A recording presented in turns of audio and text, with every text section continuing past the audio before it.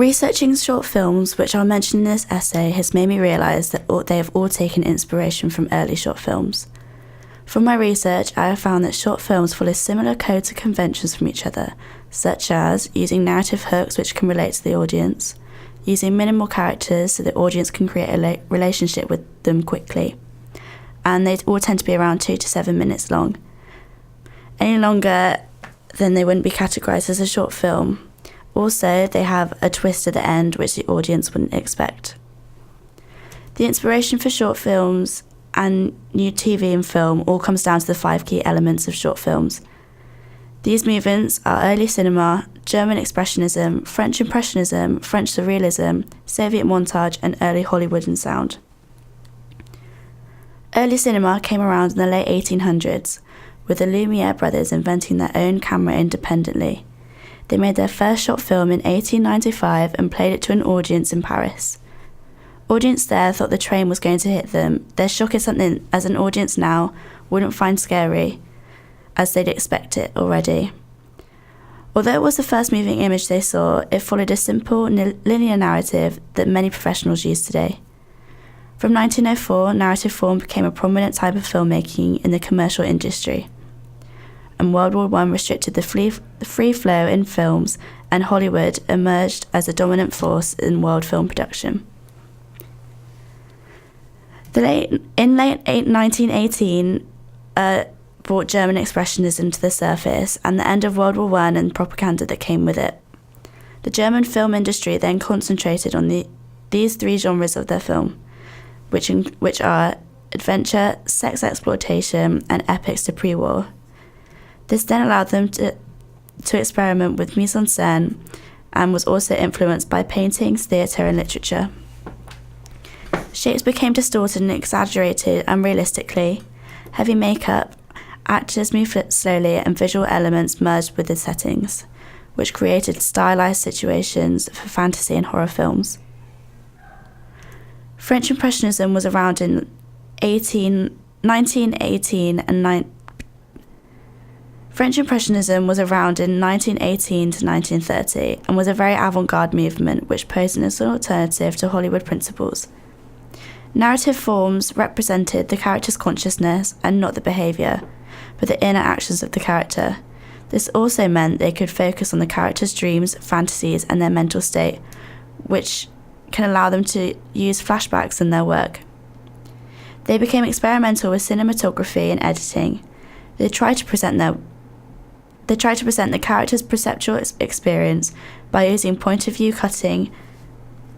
Music in these films was used to encourage to have a rhythmic thread to match what happens in the films. This type of work inspired filmmakers such as Alfred Hitchcock and Maya Deren. During the same period of time, French Surrealism became another big movement, which relied on their own means and private patronage. This was a radical movement which shocked audiences.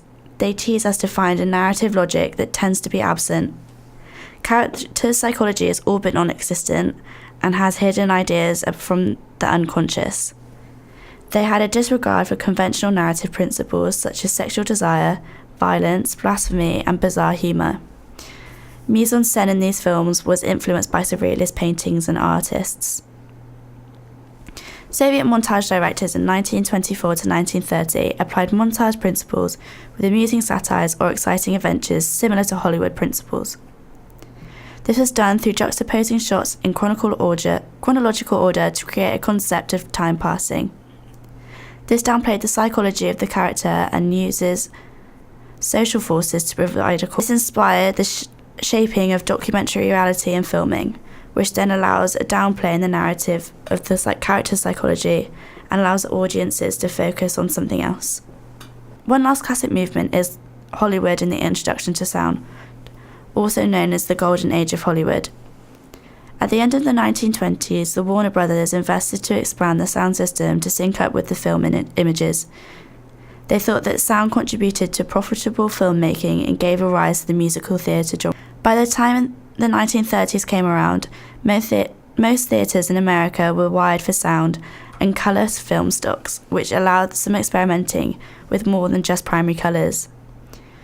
Also, sound helped contribute to continuity editing. The Black Hole is about a man in a dead-end job working late at night who finds a black hole which eventually leads to his greed. In this film, they use point-of-view editing when the black hole gets printed, which is also done from the point of view of the printer too. Close-ups, which is a typical shot type used in short films in this essay.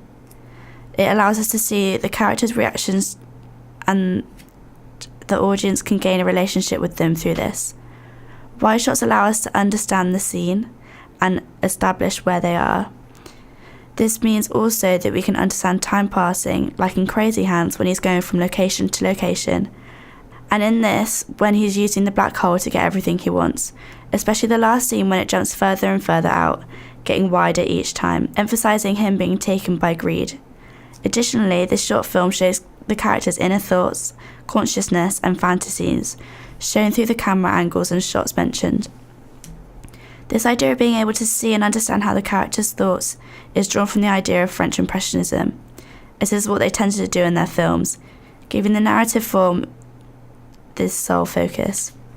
Additionally, the shots and editing is very avant-garde, as they use experimental ideas in this film, which is also reflected on the Impressionist movement, showing how it's influenced modern short films. Bitch is a short film about a man going to buy a tin of tuna and ends up having to pay for someone else's shopping, which is quite a simple idea. However, there is a narrative hook for the audience straight away, as they can relate to it doing a mundane activity. The opening scenes, he's walking around the supermarket trying to get a tin of tuna, which is shown through wide shots.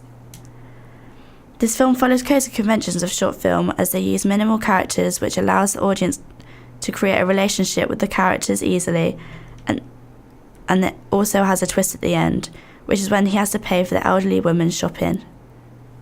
The way they achieve the twist is by using a handheld camera. This allows the audience to feel like they're in the film and allows them to feel what the characters are going through.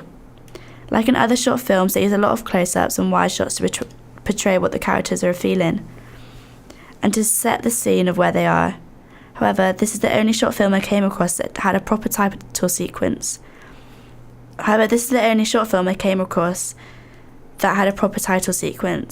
They edited over food on music in this creates the idea of a Mexican standoff, which can be reinforced by him at the end of the film when he realises what she's done. Crazy Hands is about a man who wakes up with his hands shaking. He goes throughout his day trying to control them, but ends up in a pub and starts playing the piano.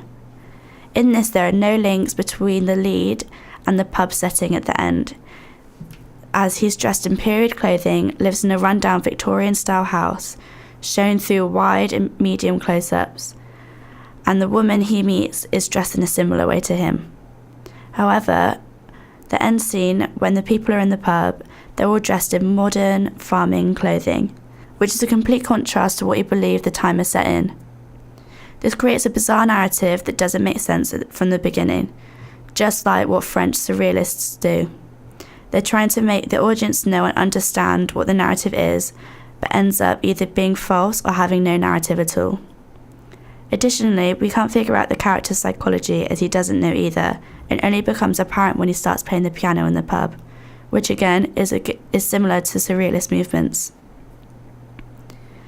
There's minimal sound in this short film. However, when it is used, it matches up with what's happening on the screen. This is done when B-roll footage is being used, tracking shots and wide shots help the music to become synced. Also, his lack of speech and only grunting adds to the confusing narrative in the film. Barbless Barber is about a man trying to look presentable for a walk-in interview. He ends up looking everywhere to get his hair cut. He eventually does, and the position has been filled. Stop-motion editing is used in this film, which is quite experimental and allows us to see the character's experience, similar to French Impressionists, as they use this a lot. French Impressionists also use the character's mental state and desires to be the main focus of the film, which is what they had to do in this film and in The Black Hole, as the characters are being filmed trying to achieve something that they both want. Wide shots and close-ups are used just like other short films mentioned and follows codes and conventions of short films. Point of view editing is used a lot in this film, and it allows us to see what he is feeling throughout the film. Just like Crazy Hands, the music syncs up to what's happening on screen. It allows us to feel what the character's going through, and as there's no dialogue used, it's a way of them communicating sound. Also, like French Impressionism, as syncing up music to the film encourages rhythmic editing. Tim Burton's films are inspired by the work of German Expressionism. These types of films use heavy makeup, surreal decor, warped architecture, dark and sinister ideas, low-key lighting, and being in a twisted reality to create an escape from the real world and Hollywood conventions, which creates the idea of escaping the real world and enforcing the ideas of innovation, meaning anything can go anywhere. Audiences enjoy these films due to being so different to what they're used to seeing, which allows them to enter the role of being in an unreal world. A lot of biomechanical acting was used in this era as a way of creating something against World War I propaganda, which Burton took the idea of when creating Edward Scissorhands. Cathy Come Home is a social realist TV programme. The way that this was filmed was through handheld cameras, which made the audience believe that just what they were seeing, as the camera gives the illusion of being with Cathy throughout her whole journey.